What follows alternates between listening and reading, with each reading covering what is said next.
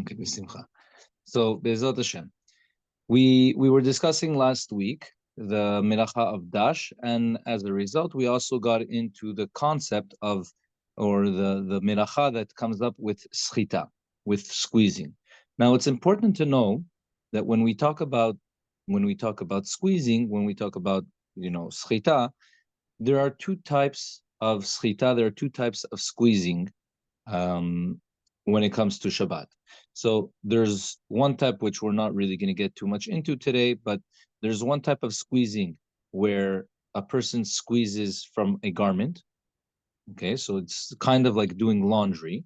So you have the laundry, and it's and back in the day they didn't really have machines and all that stuff, so they would actually have to put the garment or whatever it was in water, soak it with the water, and then squeeze out all the water from inside. That was one form of kibus, but of laundry. But the part of the laundry was also squeezing out. So that's one part of the squeezing that we know. And the other one is, like we were discussing a little bit last week, was squeezing something, squeezing fruits. Okay, when you're squeezing from fruits, this fits under the category of dash, okay, of threshing. Now, when we look at that for our melacha, what we have to understand is the main melacha is when we squeeze a fruit or we squeeze an object for the purpose of receiving the liquid. Okay, so normally when we squeeze a fruit, what we try to do is we try to squeeze an orange, all those types of fruits to get their juice. If we don't squeeze it to get their juice, so that's one form of leniency that could be applied. So getting to our subject, right? One thing that I'm sure comes up quite often on Shabbat, especially for those that have babies, is the topic of using wipes, baby wipes on Shabbat. It's not only limited to baby wipes. It's also for like, for example, the Lysol wipes or the cleaning wipes, right? Those disinfectant wipes. Can we use something like that on Shabbat? So, like we said, the first thing that we have to pay attention to is it squeezing, right? Now, the facts are that when we use such a wipe, so the surface after we used it, there is sort of moisture on the surface. So it does show that there is some sort of liquid that is coming out. So would that be allowed? Would that not be allowed? So there are many different opinions when it comes to using wipes on Shabbat. In general, the Sfaradim say that you can use it. Okay, and when you're able to use it, it's important to note that you're only able to use it if you're not using it strongly, you're not pressing strongly on it. Okay, that's one. And so that's for the Sfaradim. And for the Ashkenazim, there are different opinions. It's more diverse. There are many more different opinions. There are some that are strict, and there's some that are more lenient when it comes to this. So for Ashkenazim, each one should generally ask the rabbi what the rabbi holds. There are rabbis that permit it amongst the Ashkenazim. There are also some that forbid. So it would be better for each person to ask the rabbis. In general, for Sfaradim, like we said, it would be allowed. And the thought behind it is as follows. Like we said, that the isur for squeezing something like this is coming from dash, threshing. Now, threshing, it's important to know, threshing is something that is only relevant to things that grow from the ground. Okay. Now, we all know that, or let's put it, not that we all know, but in general, the wipes that we have nowadays are made from synthetic material, okay, microfibers, which means that the material that is being used is not material, organic material. It's something that was processed, and obviously the processed material, it doesn't have it's not growing from the ground. It's processed, right? It was plastic. It was turned in to threads afterwards, and all the water that is there. So it's not coming directly from whatever was grown. It's coming as a byproduct. So, like we said, that's one sort of leniency. The other one is that in general, we don't need the liquid that is being taken out. The liquid that is being taken out, we don't care about that liquid. For all we care, the liquid can stay there as long as it more or less cleans the surface. However, like we said, even for those that do permit to use wipes on Shabbat, right, whether it be for to clean a baby or whether it be to use on a surface, it would have to be only gently, meaning you should not do it in a way that it's going to um, to uh, to be squeezed on purpose.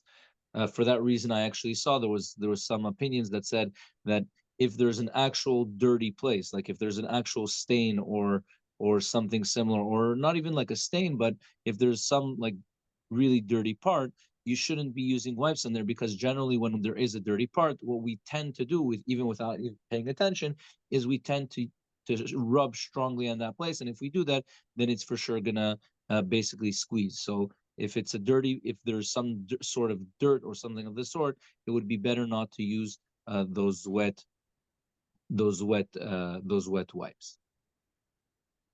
Okay, so that's in terms of the wipes. Okay, wipes for Shabbat, like we said, summarize. Ashkenazim generally yes. So Ashkenazim, there's different opinions. It's better each one should ask their own rabbi, and even if you are allowed to use it, you have to be careful not to use it strongly, but only use it softly. Another very common form of schita that can come up on Shabbat, okay, is, for example, pickles. Okay, some people, they like to eat pickles, and they like to eat the pickle, but they don't like all the juice that squirts all over the place. So what do?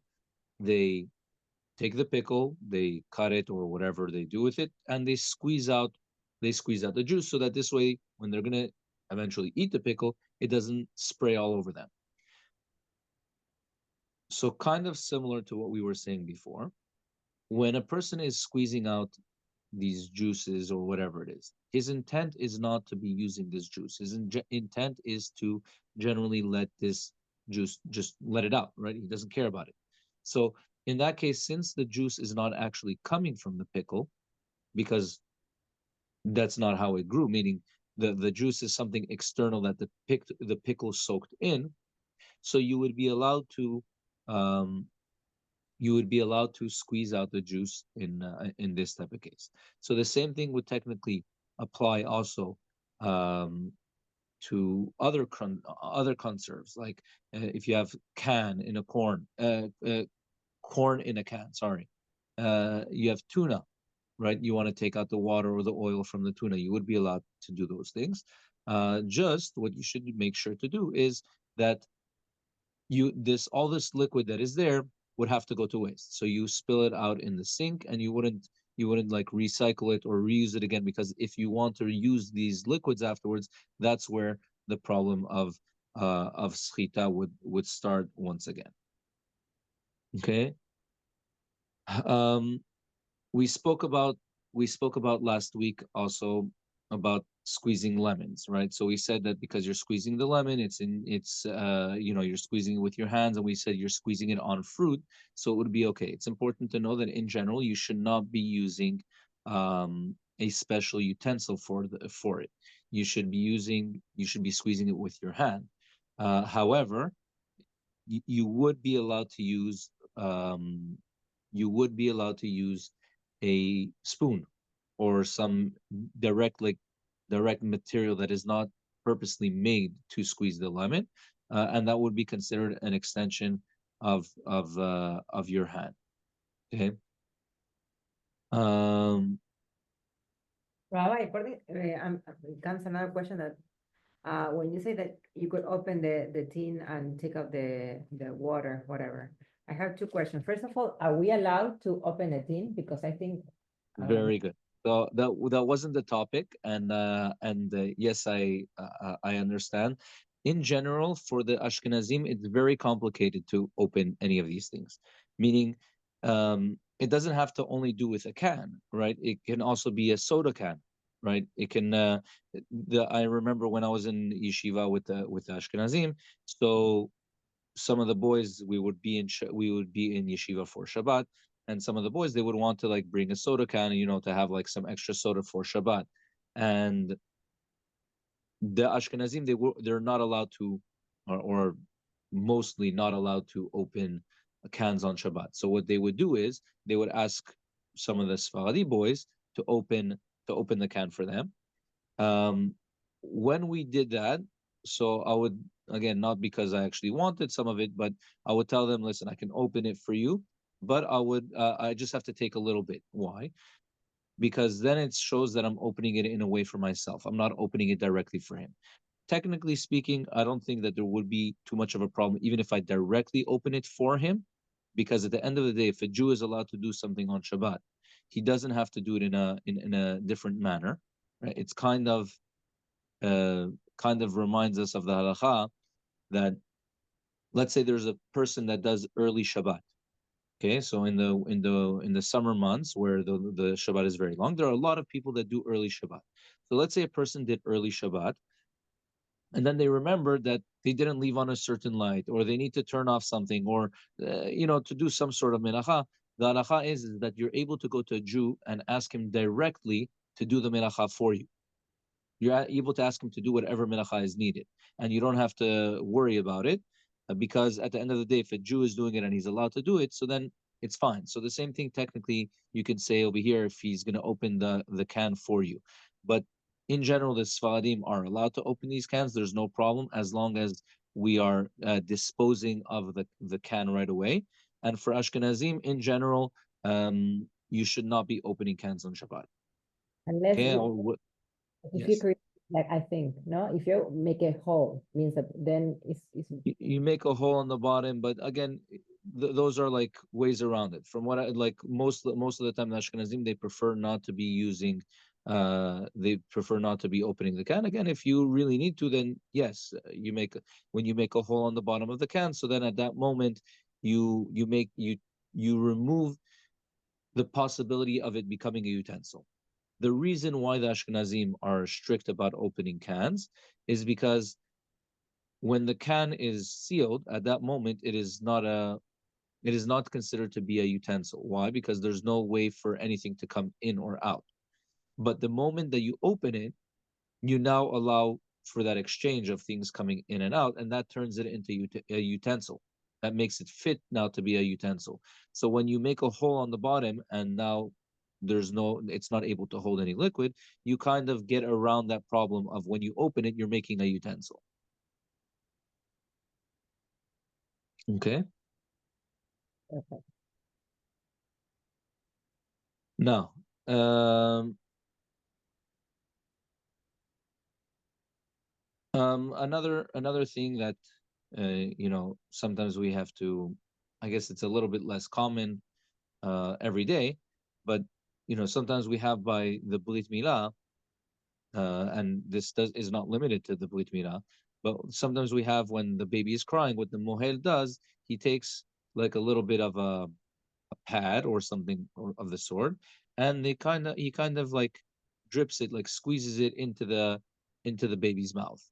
Um, this obviously would not be allowed on Shabbat, okay, because that would be the technic the the regular case of squeezing, which is not allowed.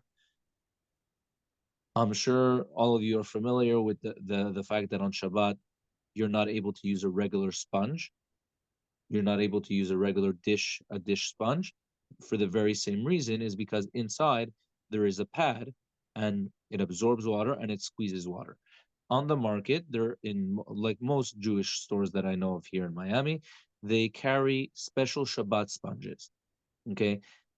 The the Shabbat sponges are different in the way that there is no material, there is no sponge on the inside of it. Rather, sorry, Rather, the whole sponge is based off of a concept of of layers upon layers of just like plastic material with holes. It kind of reminds of I'm not so familiar with the English term for it. I think it's called a loof, right? That the thing that you use in the shower to like you put the soap on and then you scrub your body with it. Um, it's the same concept as that. If you look at it, there's absolutely no sponge in there.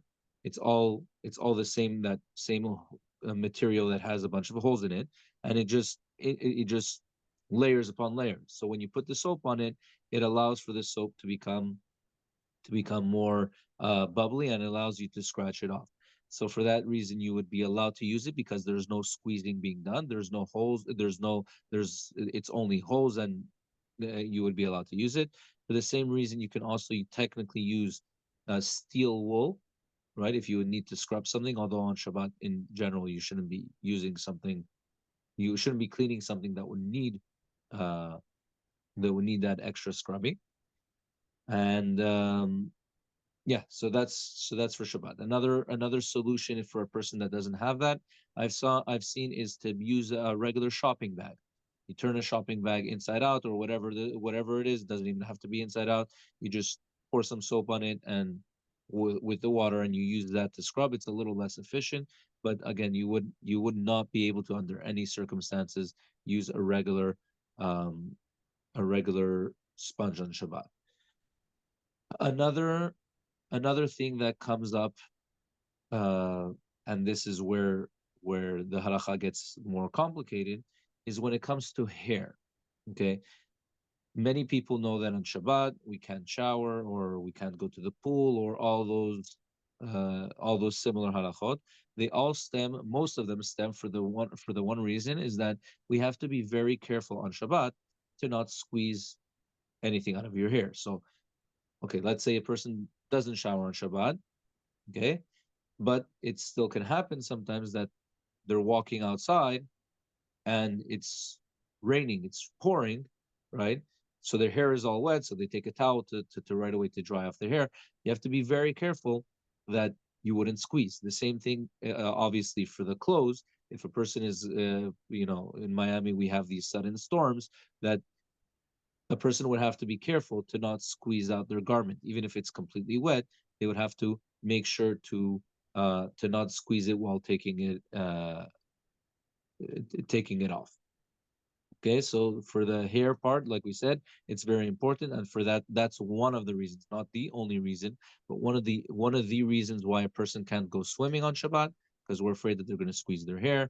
We're also afraid that for the same thing is the shower, right? So if a person did shower in the permitted manner, whether it be Shabbat or Yom Tov, then they would have to be very careful afterwards with the squeezing. Okay. Um, another another thing that comes up on Shabbat could be how do you say it in English? It's I guess the Israeli mop. Okay, there's the regular mop. There's the regular mop that people use, like the American one, where you put it in the special utensil, you squeeze it out either by rotations or by hand. That obviously is not allowed on Shabbat. But then there's something, the Israeli mop, which in Hebrew is called magav, right? It's basically like a squeegee. I think that's what it is in English, where it's just a rubber blade. It's a rubber blade, and you use it to kind of sweep water. Okay, so technically speaking, there's nothing wrong over there. Okay, in terms of the what's being done, meaning there's no squeezing being done. You're just moving water from place to place.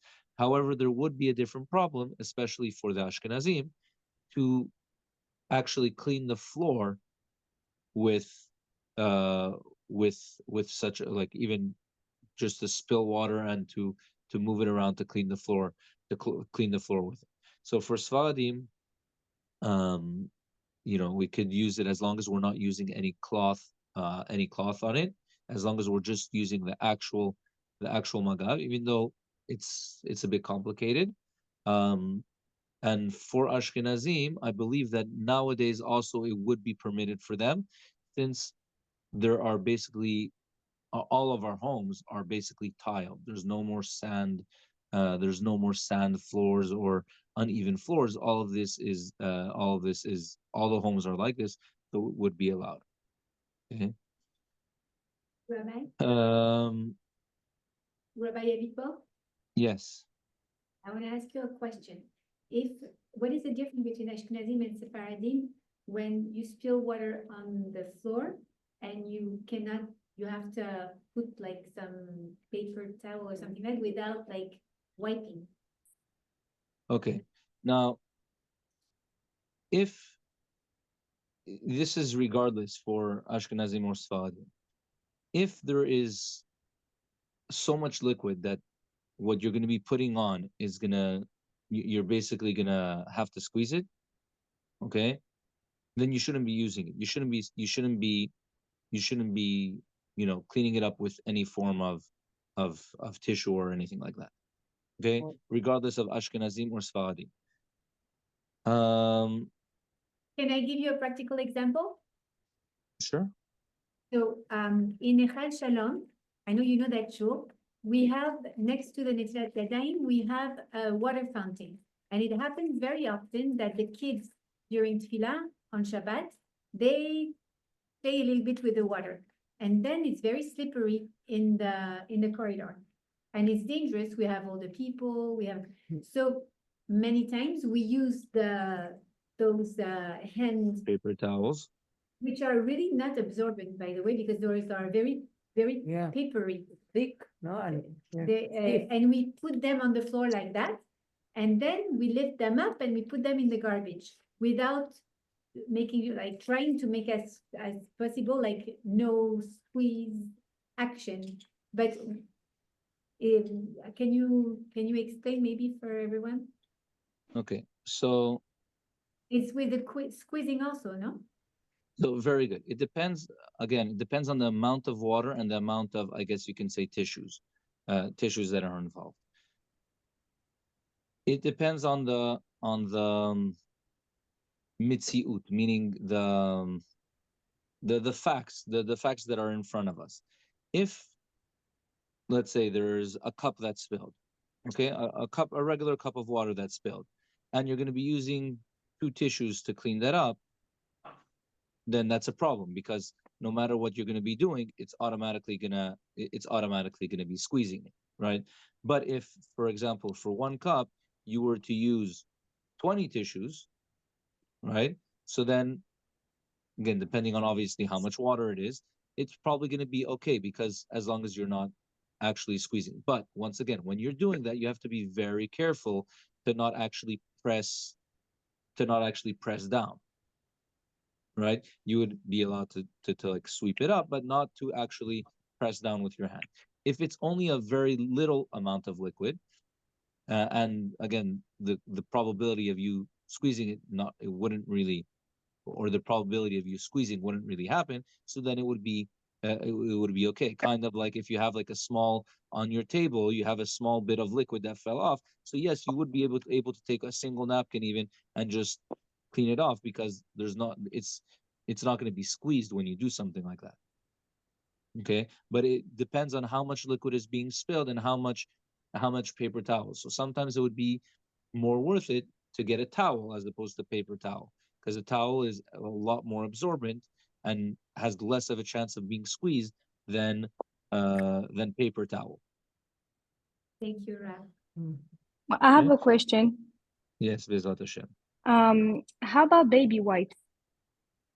She So wasn't. so we spoke about that in the beginning of the class. I'm sorry. No problem. So what we came out with was, in general, for the Sfaradim, it's okay. Okay. Okay. For the Sfaradim, for the Ashkenazim, sorry, it's dependent on the opinion. Meaning, there are some rabbis that say no, some rabbis that say yes. So each one should ask the rabbi. But even if you can use it, even if you're allowed to use it, so then you just have to be careful not to use it strongly, and only very like superficially so that there's no liquid that is forcibly being squeezed out. Okay, Okay. thank you. Okay. Thank you. Now, so just to clarify a little bit more, when we're talking about like also cleaning with the tissues, if you are holding on to a dry part, right, you're not going to be holding on to the wet part, so that would be also another form of making it allowed. So if you take enough tissues, that you would be sweeping up whatever liquid is there, and whatever you are personally holding on to with your hands or with your fingers is going to stay dry. So then you would be allowed to do that. Okay. I have a question. Yes, Bezat Hashem. So for example, for a baby chair, if their food falls on the tray and it has a little bit of sauce or something during Shabbat, how do I clean that? Or what would be the best way to clean that? So very good. When it comes to cleaning these type of things, you have to be careful with a regular towel. Why? Because a regular towel, since it stays, so you have to be careful that it might color the towel. Okay, whatever the food is going to color the towel, even though afterwards you're going to put it in the wash and it's going to clean it, whatever. But at that moment you're coloring the towel. So let's say it's going to be something red. Okay, so you're giving the kid to eat strawberries, and it's all red now. If you're going to take a white napkin and try to clean that up, so sorry, not a napkin, a white towel and try to clean that up, that would be an issue, because the towel is going to be colored, and then you have a problem with you colored something on Shabbat. However, if it would be a disposable one, like kind of like a napkin, or like we were just talking about, a cleaning wipe, right, where it's basically like going out right away, where you're throwing it out, so then that would be better. If the best thing obviously to do is to avoid all that, is to just take the tray out and wash it off in the sink, right? You wash it in the sink and you scrub it with your hands or with the Shabbat sponge, like we were saying. That would be the best solution to avoid all problems. Thank you. Okay, so the last halacha for Shchita of today is when let's say there is a towel, okay, a towel or even clothing that is completely soaked in water. Okay, so you shouldn't be carrying such a thing, and this would also be relevant to paper towels that we use to clean up whatever it is. If it's completely wet, you should not be taking it. You should not be moving it. You should not be moving it around, because it's almost guaranteed that you're going to squeeze. However, if you would be carrying it with two people, okay, then you would be then you would be allowed, in a manner that obviously each one is careful to the utmost of not squeezing. Why? Because each one is going to help the other friend remind that they shouldn't squeeze it. Okay. If there's no other option, then you can continue wearing it as well. Okay. Meaning, so if you have clothes that are completely soaked and that's the only clothes that there is, so then you would be allowed, out of kvod habiliot, you would be allowed to wear that the garment that is wet as well. Okay. Bezat Hashem. Okay, so that's it for hilchot Shabbat. Bezat Hashem. We're just gonna stop the recording and we start. Sure. Thank you, Rabbi. Thank you. Bezat Hashem. Okay.